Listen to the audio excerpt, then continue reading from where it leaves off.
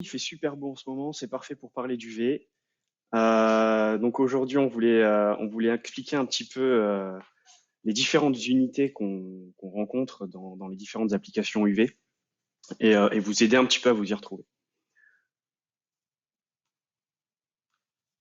Pour aborder cette problématique et ces différentes unités, on a fait les choses très simplement. D'abord, on va vous les définir. Donc, on va parler du nanomètre, du watt par centimètre, du watt par centimètre carré et du joule par centimètre carré. On va vous définir assez physiquement et théoriquement ces différentes unités. Ensuite, on va regarder ce qui est important pour une application de polymérisation et comment prendre en compte ces différentes unités qu'on aura compris pour avoir une application de polymérisation qui fonctionne correctement. Et enfin, on va approcher justement ces unités avec deux cas pratiques. On va parler d'un système UV-IST, le BLK7, et d'un autre système UV-IST, le SXHD, qui lui est basé sur la technologie LED. Et on va regarder ces deux systèmes, voir quelles informations on est capable d'obtenir sur les plaquettes commerciales ou autres, et comment on peut, à partir de ces informations, essayer de définir la bonne application de polymérisation. Donc tout d'abord, pour commencer, le nanomètre. Le nanomètre est assez bien maîtrisé en général par les personnes avec qui on discute. Donc ça représente la longueur d'onde de la lumière qui est émise. Donc si on prend un photon, en fait chaque photon particulier va avoir une sorte de carte d'identité, de longueur d'onde qui représente sa couleur, qui est liée aussi à l'énergie qu'il contient. Donc on a différentes gammes spectrales, on a différentes longueurs d'onde dans les UV. On parle souvent des UVA, des UVB, des UVC, qui sont les trois grands spectres des longueurs d'onde sur lesquelles on travaille dans les UV. Donc ça, c'est un premier point important. C'est le nanomètre, ça représente vraiment la longueur d'onde. Et donc la caractéristique de la lumière qu'on va émettre. Ensuite, donc là, avant de passer au watt par centimètre, on voulait vous poser justement la question à laquelle on va répondre, voir un petit peu quels étaient vos avis et vos ressentis là-dessus. Donc sur le chat, normalement, vous allez avoir là, je viens de poster un questionnaire auquel vous pouvez répondre. Donc la question, c'est que représente le watt par centimètre d'une lampe? Donc est-ce que ça représente la puissance électrique? Est-ce que ça représente la puissance optique? Ou est-ce que ça représente le spectre? Donc, je vais vous laisser quelques secondes pour répondre à la question et, et on verra ensuite.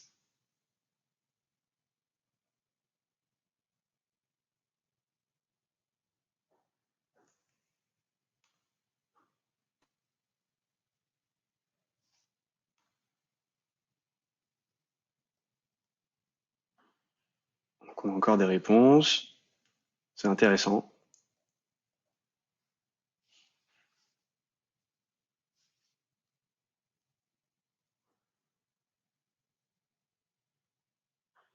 Bon, on a les tendances qui se forment. Je vais couper pour vous le présenter. Donc, en résultat, ce qu'on avait, c'est qu'on a 57% des gens qui ont sélectionné la puissance électrique, 38% la puissance optique et 4% le spectre. Bon, du coup, ça renforce un peu le fait qu'on a bien fait de faire une formation sur ce point-là. C'est hyper important de bien comprendre justement ce watt par centimètre. Le watt par centimètre, ça représente, on parle d'une puissance électrique. Donc là, sur le schéma, ce que vous avez à gauche, vous avez deux lampes UV.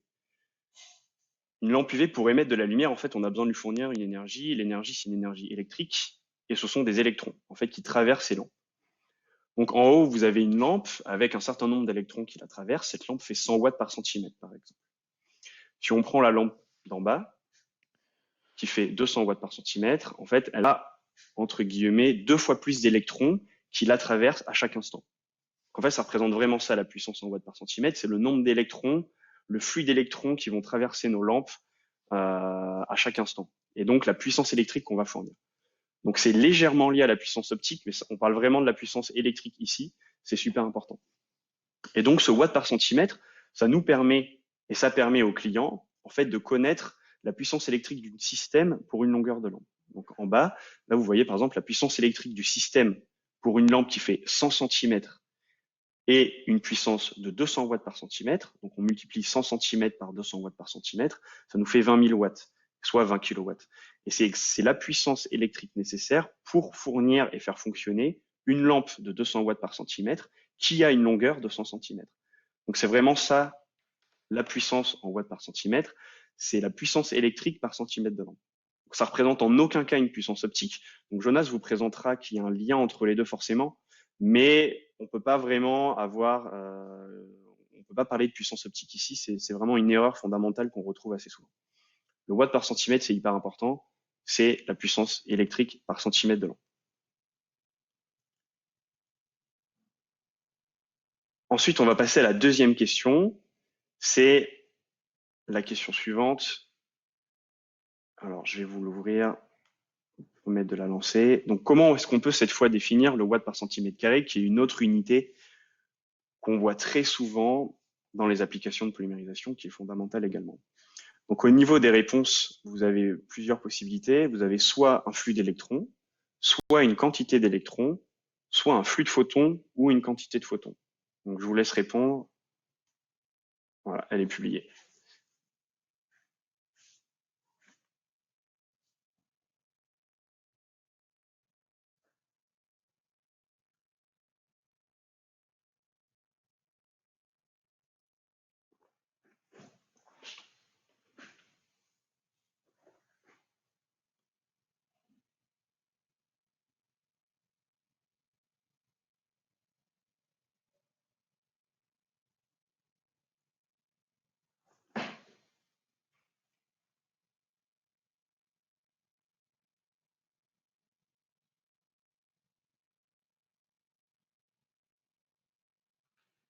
Ok, on a les tendances qui se dessinent. Je vais couper le vote. Je vous laisse 5 secondes.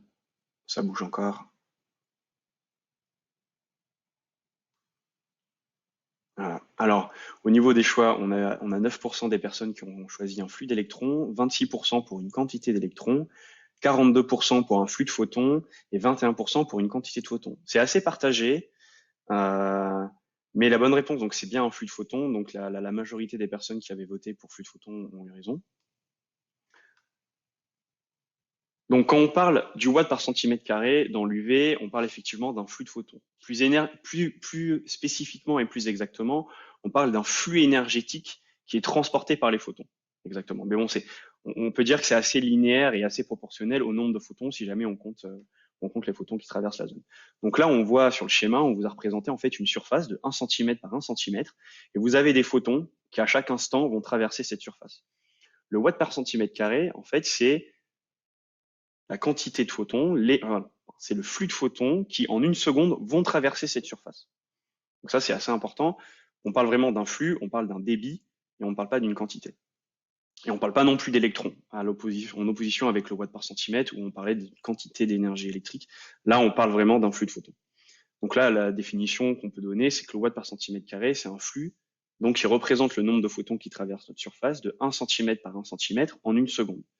C'est également un terme qu'on appelle éclairement ou irradiance dans les différentes applications. Ça nous donne, c'est pas une valeur absolue, ça dépend de la surface qu'on vient, là où est-ce qu'on effectue la mesure, où est-ce qu'on positionne ce carré de 1 cm par 1 cm. Et lorsqu'on vous donne une puissance en watts par centimètre carré dans une documentation d'un produit UV, c'est important de vous donner la distance et le lieu en fait de mesure. Parce que si on n'a pas le lieu de mesure, cette puissance, elle n'a pas vraiment de sens. Parce qu'elle est vraiment liée à l'endroit où ce carré de 1 cm va être positionné. Vous imaginez bien que si on vient positionner cette petite zone de 1 cm par 1 cm juste au niveau de la zone émettrice d'une LED, par exemple, on va récolter beaucoup de photons et donc la puissance en watts par centimètre carré perçue va être énorme. Mais si vous décalez ce petit carré de 1 cm par 1 cm de 4 cm vers la gauche par rapport à l'axe de la lampe et que vous l'éloignez à 1 mètre, vous imaginez bien, et c'est facilement compréhensible, de se dire qu'il y a moins de photons qui vont traverser ce carré de 1 cm par 1 cm. Et donc la puissance en watts par centimètre carré, l'éclairement, va être moins puissant. Voilà. Donc ça, c'est super important. Là, on parle d'un flux optique, on parle d'une quantité d'énergie de lumière qui passe par seconde une surface donnée.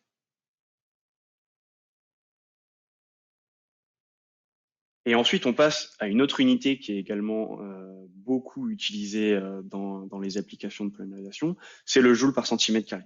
Donc le watt par centimètre carré et le joule par centimètre carré sont très, très, très étroitement liés.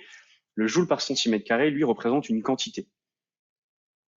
Donc en fait, vous avez une lampe qui va être allumée pendant, admettons, 10 secondes. Elle va émettre des photons sur notre surface de 1 cm par 1 cm. Et à la fin des 10 secondes, on regarde la totalité de l'énergie que les photons ont envoyée sur cette surface. Donc on parle d'une quantité. On peut dire qu'on parle d'un volume. Si on parle par exemple d'une baignoire que vous remplissez, vous avez un volume de la baignoire, c'est le joule par centimètre carré, c'est une quantité d'eau. Et votre robinet, quand vous l'ouvrez, il a un certain débit en litres par minute, c'est le watt par centimètre carré, c'est le flux, en l'occurrence. Et donc, pour passer de joule par centimètre carré à watt par centimètre carré, vous avez la formule qui est indiquée en haut à droite. En fait, vous prenez votre éclairement instantané, qui représente le nombre de photons et la quantité de photons qui, par seconde, traversent notre surface, et vous multipliez par le temps d'allumage de la lampe ou le temps de passage sous la lampe si jamais on est dans une application de défilement, et ça vous donne la quantité qui est reçue par la surface de 1 cm par 1 cm. Et comme le watt par centimètre carré, cette notion-là, elle n'a pas de sens si on ne parle pas de la position de la mesure, si on ne parle pas de l'endroit où on vient faire l'observation. Donc, ce qui nous intéresse souvent, c'est là où la formulation, là où le produit passe. Pas au niveau de la lampe spécifiquement, mais ça peut être à quelques centimètres en fonction de l'application. Donc là, c'était pour la définition théorique de ces quatre notions qu'on aborde très souvent dans l'UV. Si on doit résumer pour la dose, donc c'est l'énergie totale des photons qui ont traversé notre surface de 1 cm par 1 cm pendant une période donnée. Et si on résume, je vais décaler nos têtes sur le côté parce que là on cache un petit peu, voilà. Si on résume, et qu'on regarde un petit peu les informations qu'on est capable de récolter à travers ces unités qu'on peut retrouver sur différentes plaquettes d'informations lorsqu'on est à regarder des systèmes UV ou UV LED. On a le nanomètre. Le nanomètre nous qualifie la longueur d'onde et le type de lumière qu'on va être capable d'émettre. Donc ça peut être soit une longueur d'onde spécifique, 365 nanomètres, 395 nanomètres, 405 nanomètres. C'est souvent ce qui est présenté lorsqu'on parle de système LED, où on a un spectre étroit. Et lorsqu'on parle de lampe mercure ou de lampe avec différents dopages, on va plutôt parler de spectre d'émission et on va donner des courbes où on va voir les différents pics d'émission de la lampe en fonction des longueurs d'onde. Donc le nanomètre nous donne le type de lumière, ça nous qualifie la couleur de l'UV et le type de photons qui sont émis. Ensuite, on a le watt par centimètre.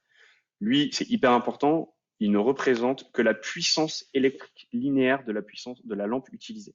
Ça ne vous donne aucune information sur la puissance optique, ça ne vous dira pas le nombre de photons que vous avez, ça ne vous dira pas la dose que vous avez, ça vous donne uniquement, en multipliant cette valeur par la longueur de votre lampe, ça vous donnera la quantité d'énergie électrique à fournir, donc l'énergie que vous allez devoir apporter dans votre usine pour faire fonctionner ce système. C'est super important. Et donc, en exemple, on a des 200 watts par centimètre, 160 watts, 100, 80, en fonction des systèmes que vous pouvez trouver sur le marché.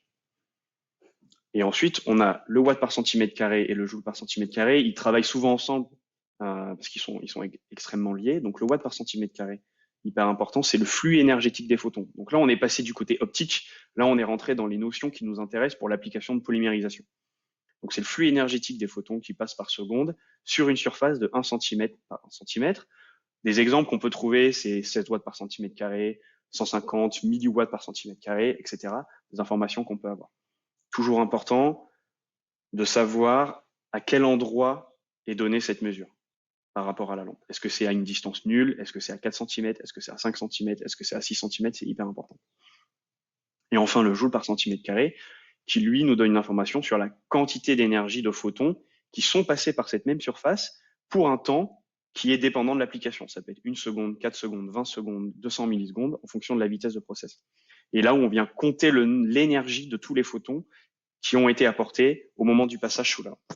Et exemple d'information, ça peut être 200 000 joules par centimètre carré, 350 000 joules par centimètre carré. C'est des informations qu'on peut trouver sur des plaquettes de formulation pour nous donner des indications de la quantité d'énergie à fournir à la formulation pour polymériser correctement.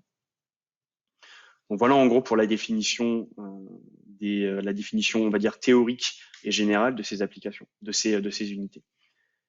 Et maintenant, on va voir comment, on va voir ce qui est important pour l'application UV et comment on doit traiter ces différentes unités afin de faire les bons choix et de définir correctement nos systèmes UV en fonction des applications de polymérisation. Donc, si on prend d'abord le spectre, donc la longueur d'onde en nanomètres et les informations qu'on peut avoir. Donc, en fait, c'est hyper important d'adapter le spectre d'émission de la lampe. Donc, ça peut être d'une lampe UV ou d'une lampe LED. Donc, pour une lampe UV, on peut adapter le spectre avec différents dopages. Avec les lampes LED, ça va être en changeant la longueur d'onde d'émission de notre système LED. C'est hyper important de l'adapter avec le spectre d'absorption de la formulation, en fait. C'est le point numéro un. Vous avez en beau envoyer une quantité d'énergie immense de photons dans les infrarouges. Si jamais vous avez une formulation UV, il ne se passera rien, même si vous envoyez une énergie infinie. Donc d'abord, il faut faire une association cohérente entre le spectre d'émission de votre lampe et le spectre d'absorption de la formulation. Et ça, on le retrouve, c'est grâce au nanomètre et c'est grâce à la longueur d'onde qu'on va réussir à matcher. Donc là, vous avez un exemple en dessous de courbe d'absorption. C'est le photoinitiateur qui est assez connu, c'est le TPO. Où on voit il a une bonne absorption lorsqu'on passe sous les 340 nanomètres et des pics qui ont été travaillés entre 360 et 400 pour optimiser ce photoinitiateur pour pour les lampes LED et leur gamme d'émissions qui sont autour des UVA. Vous avez des exemples de courbes d'émission des LED ici à 365, 385 et 395 nanomètres par exemple. Donc ça, c'est un premier point. Il faut prendre aussi en compte les pigments ou des résines qui peuvent absorber au sein de la formulation. Si vous avez un TPO qui émet super bien, qui absorbe super bien dans toutes les longueurs d'onde inférieures à 340 nanomètres, mais vous rajoutez un pigment qui lui absorbe super bien tous les UV inférieurs à 340 nanomètres, en fait, tous les UV que vous allez fournir et toute l'énergie que vous allez fournir va être piquée par les pigments et ne vont pas toucher votre photoinitiateur qui ne pourra pas déclencher la réaction de polymérisation. Il ne faut pas non plus prendre en compte que le photoinitiateur, il faut prendre la formulation globale. Et il y a un autre point qui est hyper important et qui est souvent oublié, c'est qu'il faut prendre en compte de potentielles absorptions qu'on peut avoir sur le trajet du photon entre son émission au niveau de la lampe et le moment où il va venir toucher et rentrer dans la formulation. Typiquement, on a des applications où c'est souvent le cas, ça va être dans les applications de collage. On va venir assembler des pièces. Vous avez par exemple, je vais donner un exemple tout bête, vous allez avoir dans la fabrication d'écrans, par exemple, de displays, de télé, etc. Vous avez une résine qui est déposée et ensuite on a la vitre en quartz ou une vitre en verre qui est posée pour faire votre écran et la lumière qui passe par le dessus. En fait, il faut prendre en compte l'absorption de la vitre en quartz ou de la vitre en PMMA ou autre en fonction du matériau de fabrication qui est utilisé dans le process. Il faut prendre en compte cette absorption. Parce que, admettons, vous avez un photoinitiateur qui fonctionne super bien à 365 nanomètres, mais votre élément en quartz, il absorbe tous les 365 nanomètres parce qu'il a un revêtement spécifique qui fait ça.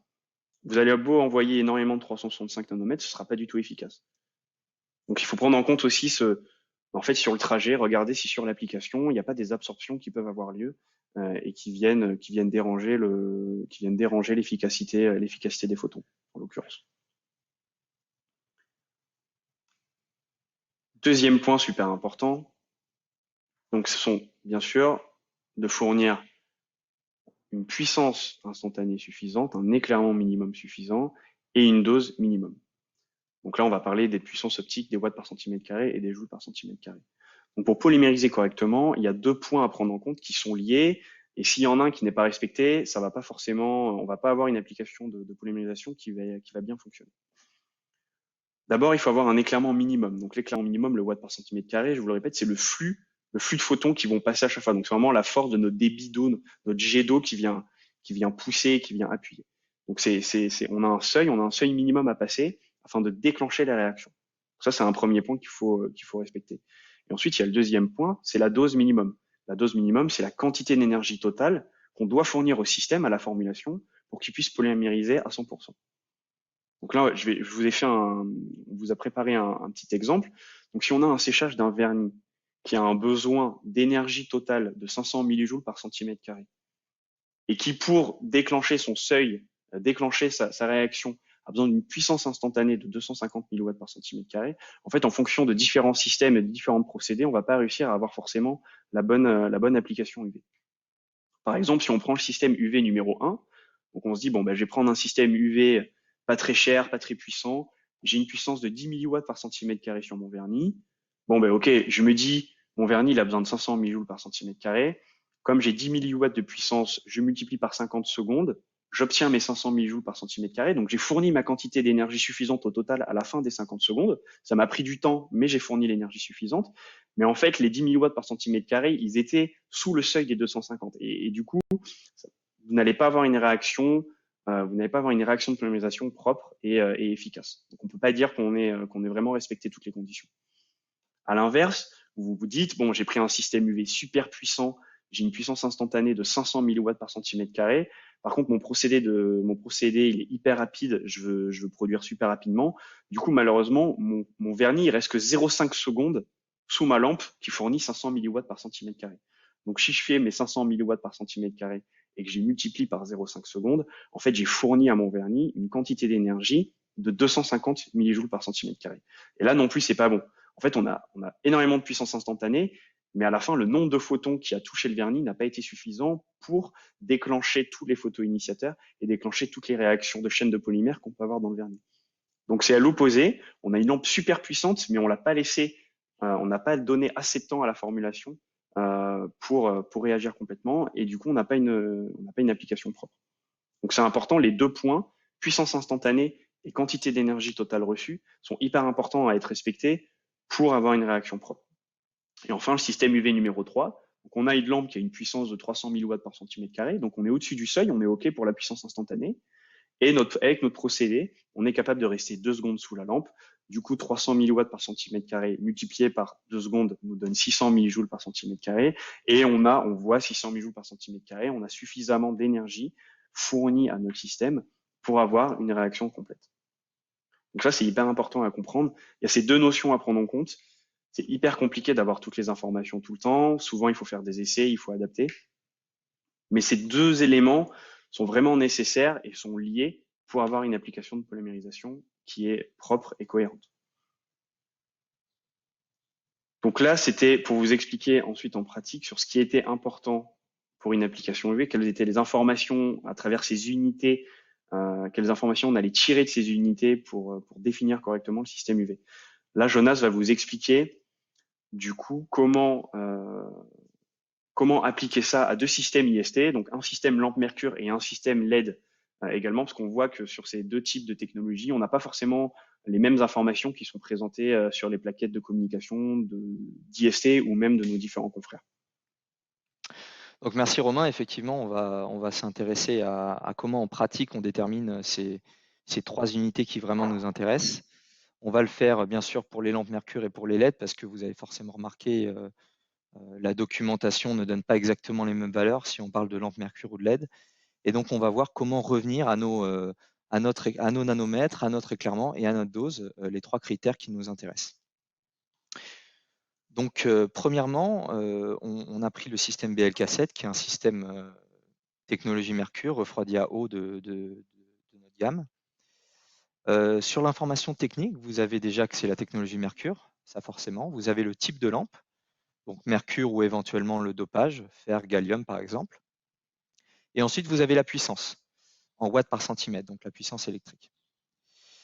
Donc ça nous permet d'avoir premièrement les nanomètres, donc l'information qui nous intéresse, c'est-à-dire la compatibilité avec l'encre ou avec le vernis. Ça, c'est donné forcément grâce au spectre, soit de la lampe mercure, soit du dopage, soit de la lampe dopée. Ensuite, les watts par centimètre, vous les avez. Alors, il vous donne la consommation électrique, mais on a bien compris qu'il ne nous donne pas forcément l'éclairement et l'efficacité de notre réaction. Ça va être donné par l'éclairement et la dose, que ici, vous n'avez pas dans la documentation. Donc, on va essayer de voir comment déterminer ces deux informations grâce à la documentation d'une lampe. Donc, ce qu'on a fait, c'est qu'on vous présente deux systèmes, un système lampe 1 à 160 watts par centimètre, un système lampe 2 qui fait aussi 160 watts par centimètre. Et on va essayer, avec ces deux systèmes, de déterminer finalement combien j'ai au niveau de ma surface et au niveau de mon encre ou mon vernis en dose et en éclairement. Et du coup, est-ce que je vais réaliser mon application? Premier critère à prendre en compte, c'est l'efficacité de conversion électron-photon. Donc on en a bien parlé, les watts par centimètre, c'est une unité électrique. Donc il va y avoir un facteur d'efficacité de conversion entre l'électricité et la lumière. Ce facteur, il va être influencé déjà par la gestion au niveau de la lampe du courant. Vous en avez entendu parler forcément, la gestion de la température au niveau de la lampe. Donc, si le système est moins bien géré au niveau de la température est plus basse ou plus haute, vous allez avoir une efficacité qui sera plus faible. Et enfin, la qualité de la lampe aussi, qui permet de générer ces photons. Deuxième paramètre important, c'est le transport de ces photons. Une fois qu'ils sont créés, on va vouloir les amener au niveau de la surface où on va sécher. Et pour ça, il va y avoir deux critères principaux. La transmission au niveau du quartz. Donc, le photon qui va être créé à l'intérieur de la lampe, il va falloir qu'il sorte du quartz. Et pour sortir, c'est la transmission de ce quartz qui va influer. Et donc, la qualité du quartz, mais aussi forcément le vieillissement, le nettoyage, l'entretien, etc. Ensuite, les réflecteurs, on en a parlé pendant la précédente formation. Plus de 65% de l'efficacité d'un système UV est due à la réflexion et au réflecteur. Donc encore une fois, si la réflexion est moins bonne ou pas bonne, vous allez moins transmettre de photons. Dernier critère, forcément, c'est la zone à laquelle vous observez. On en a parlé, en fonction de la distance à laquelle vous regardez, vous n'avez pas le même watt par centimètre et le même éclairement. Donc pour conclure, on peut dire que théoriquement, il n'y a pas de formule magique qui permet de passer de watts par centimètre à watts par centimètre carré. On ne peut pas vous dire une lampe de 160 watts par centimètre, elle fait tant de watts par centimètre carré, c'est pas possible, parce que ça va dépendre de tous ces critères d'efficacité du système. Et donc, pour aller plus loin, on peut même se dire que deux systèmes, donc mon système lampe 1 et mon système lampe 2, ils peuvent avoir le même watt par centimètre sur le papier, mais avoir des watts par centimètre carré, et donc un éclairement et une dose qui ne soient pas identiques. Et ça pose un problème encore plus vicieux que ça, parce que on peut imaginer que vous compariez deux systèmes UV, un par exemple à 150 watts par centimètre et l'autre à 160 watts par centimètre. Vous vous dites, celui qui est à 150, il est moins puissant, donc il est moins bien. Mais en fait, c'est l'inverse, peut-être. Parce que peut-être que celui qui est à 150 watts par centimètre, il a une meilleure efficacité, et au final, vous avez un éclairement qui est plus important. Et encore plus que ça, votre éclairement est plus important, mais votre consommation électrique est plus faible, donc en plus, vous consommez moins d'énergie.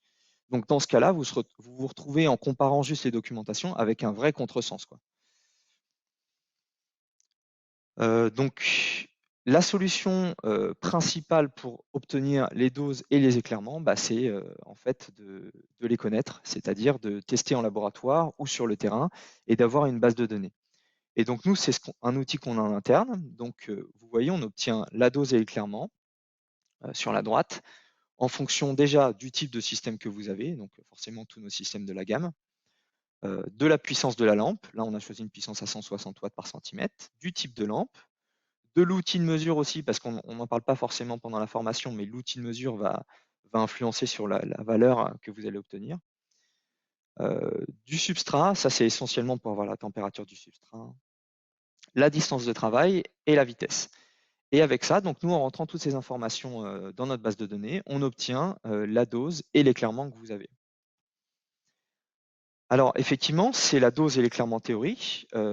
Une autre façon de fonctionner qui est la meilleure façon, c'est de se dire, finalement, on va directement tester sur une ligne de production, soit tester pour vérifier l'efficacité d'un système, soit tester pour comparer deux systèmes UV l'un avec l'autre. Et voir au final, est-ce que ça sèche bien et à quelle vitesse j'arrive à aller avec ce système UV. Une autre chose importante, c'est qu'il faut toujours se dire qu'il faut se garder de la marge dans ces valeurs, parce que dans votre documentation technique d'encre ou de vernis, vous allez avoir une dose qui sera donnée. Mais cette dose, il faut l'atteindre aussi bien au début de la production, mais aussi après quelques années, quelques mois, en fonction de à quel point vous changez les lampes, etc. Donc il va y avoir plusieurs critères qui vont influencer. Forcément, l'encrassement de la lampe, l'encrassement des réflecteurs, le vieillissement du système global. On peut imaginer un tas de critères qui vont faire que la dose et l'éclairement vont au fur et à mesure diminuer, et donc on va arriver à peut-être ne plus avoir le seuil au niveau de l'éclairement et ne plus avoir la dose souhaitée pour atteindre l'efficacité de notre système. Donc on voit bien que ce n'est pas si simple d'avoir des watts par centimètre carré et une dose pour les systèmes lampes Mercure. Maintenant, on va voir pour un système LED ce que ça donne. Donc, pour un système LED, c'est un peu différent. Dans la documentation, il y a plein d'informations, mais les trois principales sont la longueur d'onde, l'éclairement cette fois, à la longueur d'onde, et enfin la zone d'émission. Donc ça nous permet forcément d'avoir les nanomètres, vous les avez, c'est écrit, donc vous pouvez vérifier la compatibilité, encore une fois, avec l'encre ou avec le vernis. Alors vous n'avez pas les watts par centimètre. Bon, des fois c'est écrit, mais pas tout le temps. À quoi ça peut vous servir les watts par centimètre? En fait, ça a quand même un intérêt. Les watts par centimètre, donc ils représentent la puissance du système, mais aussi la consommation électrique. Donc si vous voulez comparer la consommation électrique de votre système actuel Mercure, par exemple, et vous voulez voir si vous pouvez passer en LED et combien vous allez gagner d'énergie ou de consommation électrique, et c'est ce critère qu'il vous faut. Donc en général, il est quand même marqué ou on peut l'obtenir assez facilement, soit en divisant la puissance totale du système en kilowatts par la distance, soit simplement c'est marqué dessus, ça dépend des fois.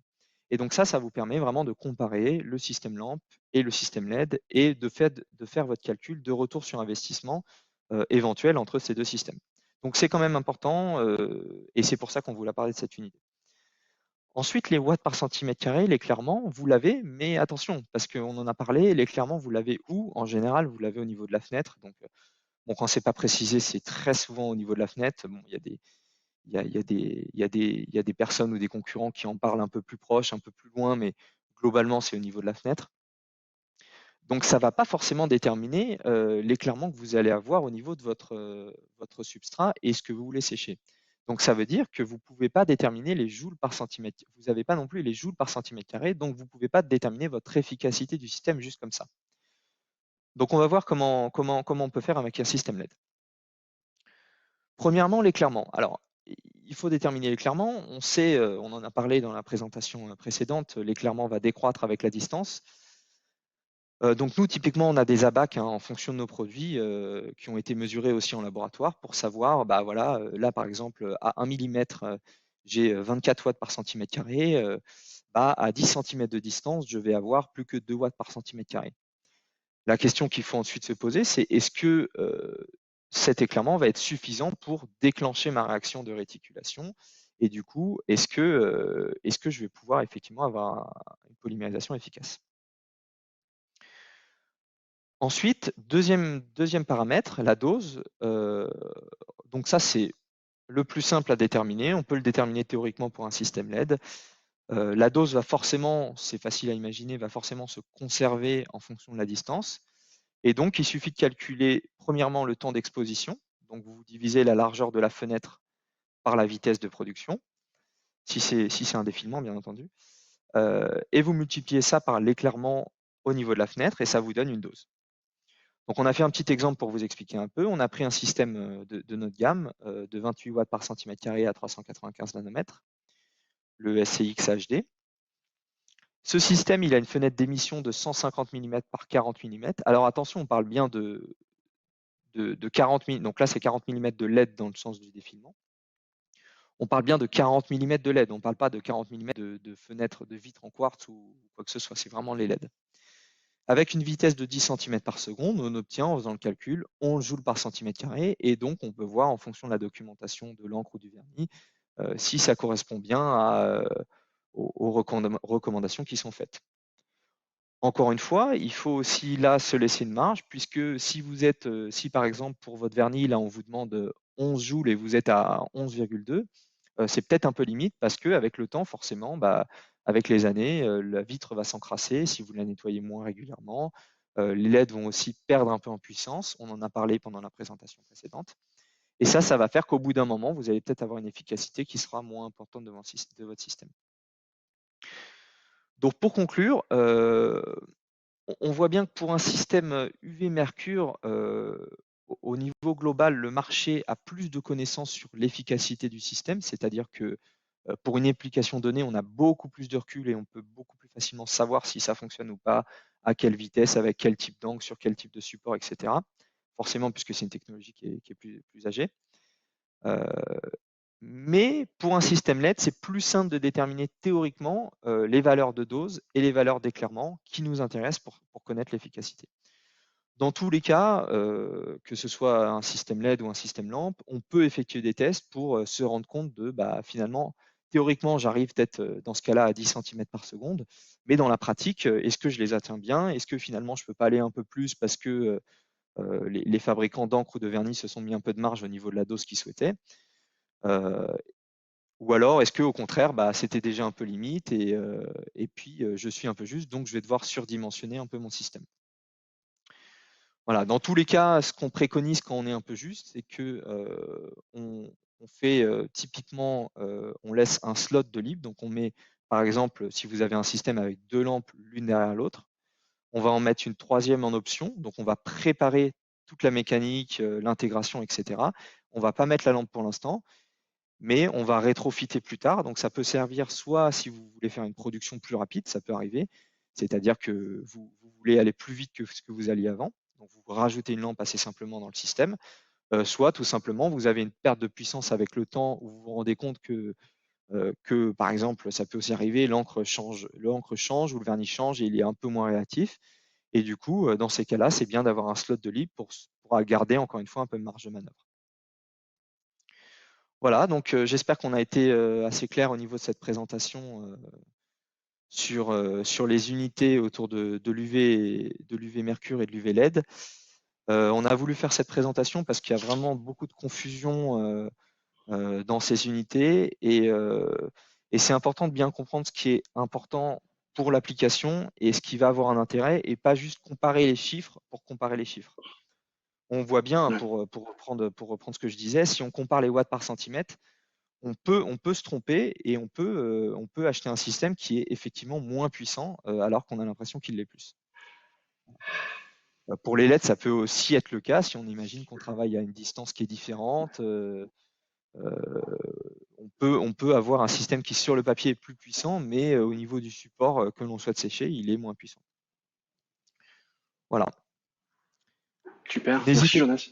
N'hésitez pas si vous avez des questions. On va faire une petite session de questions-réponses. Ouais, j'en ai noté 2 déjà. Euh, donc on va les prendre. Pierre-Antoine. Voilà, on va les prendre une par une, et puis comme la dernière fois, on va les prendre une par une, et puis on va voir où ça nous mène. Première question. Alors, comment connaît-on la dose nécessaire pour un système donné? Donc, je pense que la question, c'est la dose nécessaire pour de l'encre donnée ou pour du vernis donné. Je pense que ça doit être ça. Alors, c'est aussi, ça, c'est aussi donc on l'a pas forcément abordé.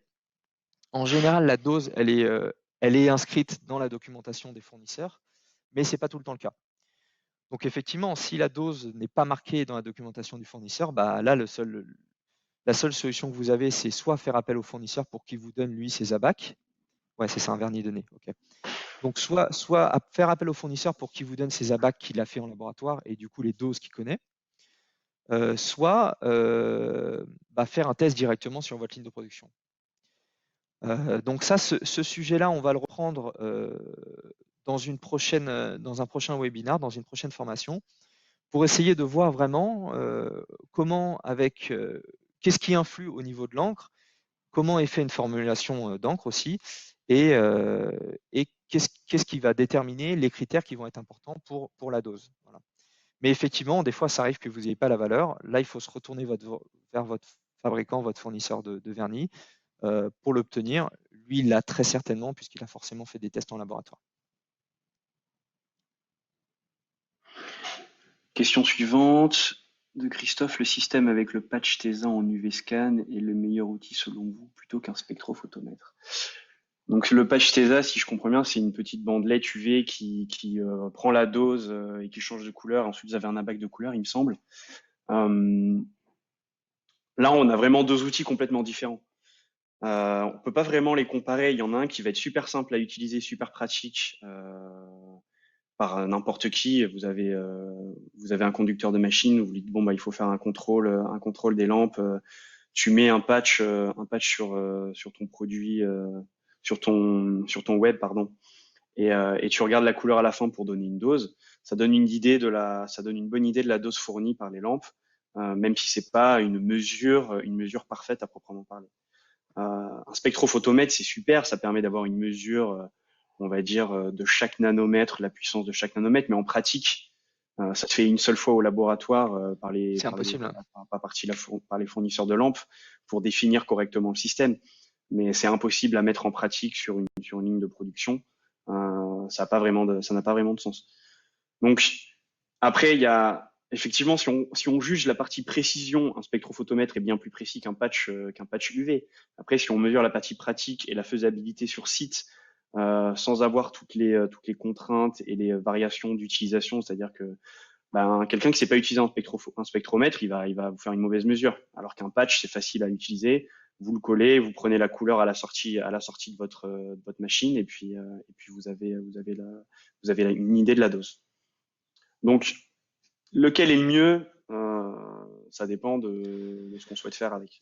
Alors, il y a aussi, juste pour rebondir, il y a aussi d'autres outils, hein. On peut parler notamment des appareils de mesure, alors que ce soit des appareils type galette qui peuvent être mis sous les lampes. Alors ça, c'est pas pour toutes les applications, hein. Si vous êtes en web ou en feuille, ça peut être compliqué. Si vous êtes en industrie, c'est plus simple.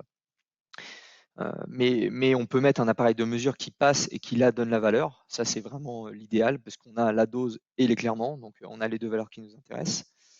Ou alors, on a aussi des outils de mesure, donc qui vont mesurer la puissance, qui vont nous donner, on va dire, une valeur de puissance de la lampe.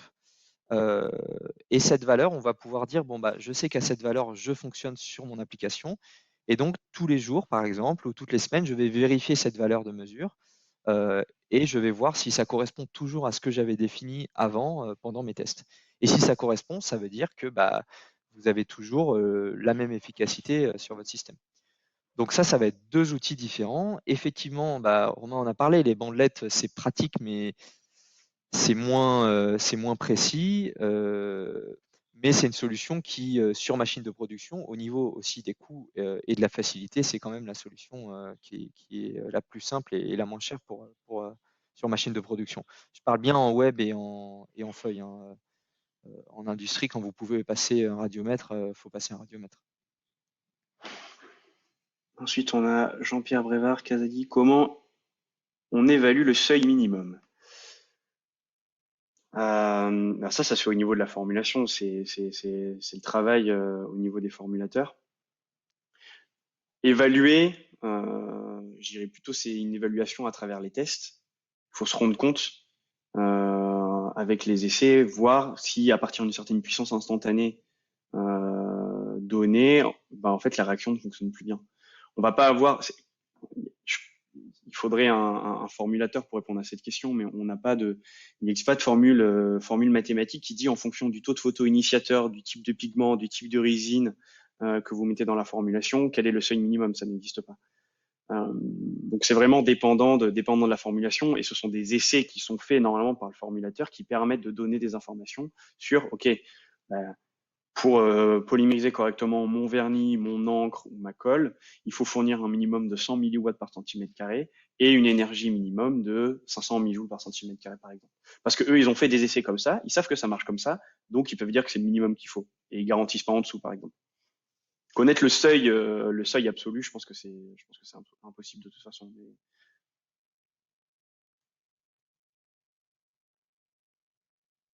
Euh, Ensuite, Lucie qui dit bonjour, j'ai essayé les bandelettes IST sans filtre. Par contre, je suis au plus près du système avec TESA que lampe par lampe. J'ai 3 lampes finales, je ne suis pas précisé 3 lampes ensemble. Alors, je suis pas sûr de bien comprendre la question. Je pense que c'est sur la précision de la mesure de la bandelette qui forcément une bandelette c'est pas ultra précis. Donc si vous rajoutez des inconnus en mettant 3 lampes, je pense que si vous êtes encore moins précis que si vous mesurez une seule lampe, quoi.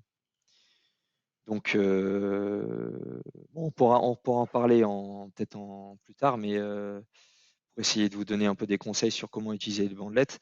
Mais effectivement, les bandelettes, c'est un outil simple, efficace, mais c'est pas parfait, hein. Tout le monde le sait. Mais je pense qu'il faut qu'on en discute. N'hésitez pas à nous appeler pour peut-être déjà mieux comprendre comment vous les avez utilisés, comment vous les avez appliqués, pour qu'on comprenne un peu mieux. On pourra en parler en off, comme on dit.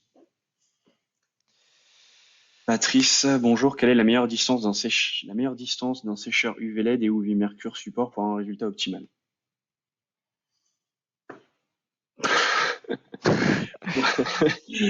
Pour un sécheur LED, j'ai envie de dire, si vous arrivez à vous mettre au plus proche, c'est super. Si vous cherchez qu'à avoir de la puissance ça dépend de l'application. On peut pas donner une réponse. On peut pas donner une Ouais, réponse. là, vous, c'est en étiquette, donc on pourrait donner une réponse pour l'étiquette, mais ça dépend quand même de plein de critères, et surtout, ça dépend aussi de l'environnement machine, parce que il faut voir qu'en étiquette, on peut se mettre assez proche, mais si vous êtes en feuille sur une machine Heidelberg, par exemple, vous avez les pinces, et les pinces vous forcent à être à une certaine distance. Et du coup, même si théoriquement, la distance optimale, je ne sais pas, c'est peut-être 2-3 centimètres, bah, dans la pratique, vous ne pouvez pas y être. Donc, vous êtes plutôt à 10 ou 15, et du coup, le résultat, il est optimal par rapport à la machine, mais pas optimal par rapport au produit, quoi. Ouais. Donc c'est un peu compliqué de répondre à ces questions, je pense. C'est un peu compliqué. Ça dépend aussi du système et en fonction de son design, en fonction de la forme géométrique des réflecteurs. Vous allez avoir des systèmes avec des réflecteurs elliptiques qui, du coup, à une distance donnée au point de focale, vont être super puissants, mais dès que vous éloignez de cette distance, vous allez perdre énormément en puissance instantanée. D'autres pour lesquels c'est parabolique, donc vous n'avez jamais vraiment de pic de puissance, mais vous êtes assez flexible en distance de travail. Et après, vous avez des réflecteurs intermédiaires, donc c'est ce qu'on a développé aussi chez IST. C'est pas non plus parabolique, pas elliptique, on est entre les deux, ça nous permet d'avoir une bonne focalisation de la lumière sur une plage de distance de travail élevée, et ça permet d'avoir une bonne flexibilité en fait. Donc c'est hyper dépendant de plein de paramètres, à la fois du sécheur dont on parle et de l'application. Mais Julien, merci effectivement, pour les. Ouais, juste pour pardon, continuer, vas-y. Patrice, oui, effectivement, c'est aussi pour les films. Je voulais dire les machines, machines flexo, typiquement, hein. Mais oui, effectivement, j'ai dit étiquette, mais c'était au sens large. Julien, merci pour les explications. Dans la vie de tous les jours, comment prendre en compte le vieillissement des lampes Mercure? Les calculs se font avec des données théoriques, mais la puissance diminue avec le temps. Alors, cette présentation, c'est pour vous donner. Alors, c'est une présentation qui vous donne toute la théorie pour comprendre les fondamentaux de ces unités. Bien sûr, dans le monde réel, parfois vous n'aurez pas le watt par centimètre carré nécessaire, le seuil nécessaire pour polymériser un vernis. Parfois, vous n'aurez pas la dose nécessaire pour polymériser votre vernis ou votre encre. Parfois, vous n'arriverez pas à connaître le watt par centimètre carré du système UV que vous avez parce que le fournisseur n'est pas capable de vous le donner. Et pour définir le vieillissement de la lampe, la solution, j'ai envie de dire la plus simple, c'est soit d'utiliser les bandelettes et donc de faire des mesures avec une mesure référence quand les systèmes sont neufs, quand la lampe a été remplacée, vous avez une mesure référence qui vous donne une puissance, enfin, qui vous donne une dose totale émise par la lampe. Vous réeffectuez cette mesure toutes les semaines, tous les mois, et vous allez noter une décroissance et ça vous donnera le vieillissement de la lampe. Et au bout d'un certain moment, vous verrez que vous êtes en dessous de la puissance et de la dose nécessaire pour avoir une bonne application et du coup vous voudrez être obligé d'échanger. Sinon, de mesurer avec un radiomètre si vous avez un radiomètre et que la machine et que l'environnement vous permet de faire passer un radiomètre sous la lampe. Mais le vieillissement des lampes Mercure, comment le prendre en compte? Nous, on le prend en compte dans la définition des systèmes. Lorsqu'on vend une installation neuve, on prend en compte une marge de vieillissement. Après, quand vous avez des lampes de très bonne qualité comme chez IST, la décroissance, elle dépasse pas les 20%. À partir du moment que le système est bien entretenu, vous n'avez pas non plus un encrassement important des réflecteurs et des lampes, vous n'allez pas à avoir des décroissances non plus hyper importantes. Mais effectivement, pour le prendre en compte, il faut le mesurer en fait, parce que ça va dépendre de la qualité du système, de plein de choses. Il n'y a pas de règle, définie. Ouais, toutes les questions, elles tournent un peu au niveau de la mesure UV, qui est un. On n'a pas forcément abordé le thème de la mesure UV dans cette présentation. Je pense qu'on en parlera dans une autre parce que c'est vraiment un sujet qui est très vaste. Mais c'est un sujet qui est aussi c'est le sujet principal entre guillemets, mais c'est un sujet qui est très compliqué dans la pratique sur machine à réaliser. Ensuite, question suivante. Et pour Excimer. Ah oui. Alors, et pour Excimer, alors, c'était par rapport à quelle question initiale? Ah, pour la meilleure distance peut-être? Pour la mesure, non, je pense que c'est plutôt pour la mesure. Si on parle de la distance pour l'eximer, on va essayer d'être au plus proche pour l'eximer. L'eximer, c'est assez particulier. Si on revient aux unités dont on a parlé, l'émission d'un eximer, on est autour de 172 nanomètres. C'est un photon qui se fait absorber par l'oxygène. Et donc, sur le trajet, donc entre la zone d'émission, quand le photon est généré dans notre lampe, ensuite il va devoir traverser le quartz de la lampe, ensuite il va devoir traverser l'air avant de toucher, en l'occurrence euh, le vernis à venir mater. Sur ce trajet-là, on va avoir une absorption de l'oxygène. C'est la raison pour laquelle on est obligé dans l'eximer de faire un inertage, donc de supprimer l'oxygène contenu dans l'air afin de le remplacer par de l'azote. Et effectivement, dans ces cas-là, la distance optimale serait d'être au plus proche. Mais ensuite, l'environnement machine fait que on ne peut pas non plus se mettre à 0 mm de la lampe et du support. On ne peut pas avoir une distance de 0 mm entre la lampe et le support. Ensuite, concernant la mesure, il existe des radiomètres qui permettent de mesurer la puissance et la dose de système excimer. Ensuite, Christophe qui dit pourquoi IST garantit sa lampe à 2500 heures et d'autres à 1000 heures. On va croire qu'on l'a payé pour poser cette question. Tout simplement parce qu'on a des lampes de meilleure qualité. En fait, une lampe va vieillir. Quand une lampe vieillit, vous avez les électrodes qui sont soumises à des tensions très fortes, une tension électrique très forte et des courants et des températures et qui ont toute la lampe subit un stress permanent lors de l'allumage, de l'extinction et du fonctionnement. Si vous avez des électrodes avec des câbles de bonne qualité, avec une bonne épaisseur, vous avez un quartz de qualité qui transmet bien, vous avez un vide fait à l'intérieur de la lampe qui est de qualité, en fait, vous allez avoir une lampe qui va vivre plus longtemps, tout simplement. Une lampe s'auto-détruit et s'use petit à petit. Si elle est constituée de composants de faible qualité, elle va durer 1000 heures. On a des clients avec des lampes concurrentes. Au bout de 600, 800 heures, ils ont déjà perdu 30% de l'efficacité de base, alors qu'avec une lampe IST, au bout de 2000 heures, ils refont des mesures, ils ont perdu 5%. Ça, c'est lié à la qualité de la lampe et ça, c'est un combat et un débat qu'on mène tous les jours, nous, au niveau des pièces détachées. Vous avez des fournisseurs qui vont vous vendre des lampes 2 fois moins chères, vous allez les remplacer 3 fois plus souvent.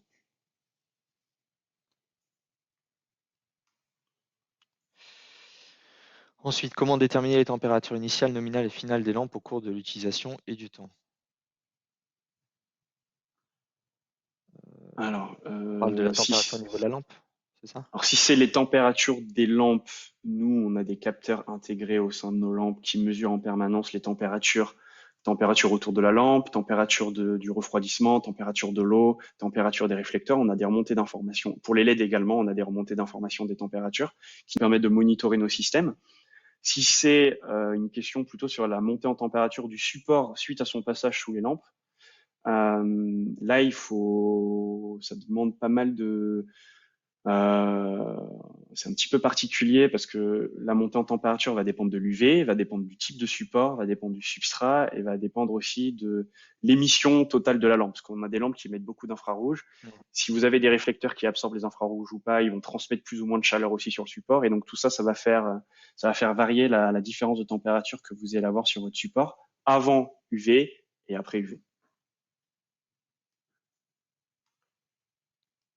En sachant qu'on a notre outil qu'on a présenté pour aussi qui nous donne une idée de la température du support en fonction notamment de sa couleur. Donc ça donne déjà une idée, mais effectivement, c'est un sujet qui est assez compliqué. Ouais. Ça dépend du nombre de lampes, ça dépend de plein de choses. Ça dépend de beaucoup de choses. Mais on est capable de donner cette information. Si c'est un élément très critique, on est capable de le déterminer et de donner un delta de température entre amont et aval du système. Mais ça reste quand même très spécifique. On a besoin d'informations liées au support pour ça aussi. Pierre-Antoine qui dit, et ça dépend aussi de l'épaisseur du vernis appliqué, bien sûr. Un autre point qui fait qu'on n'est pas du tout dans un monde idéal, les quantités, les données que vous trouverez sur les documentations vernis et encre de puissance et de dose sont aussi souvent données pour une épaisseur de dépose. Et effectivement, si vous faites varier cette épaisseur de dépose, vous faites varier le besoin. Le seuil minimum est sans doute plus important et la dose aussi. Tout à fait. Marine qui dit, on voudrait comparer l'efficacité d'une formulation entre la cuisson LED 395 et LED 365. Cependant, la LED, ok.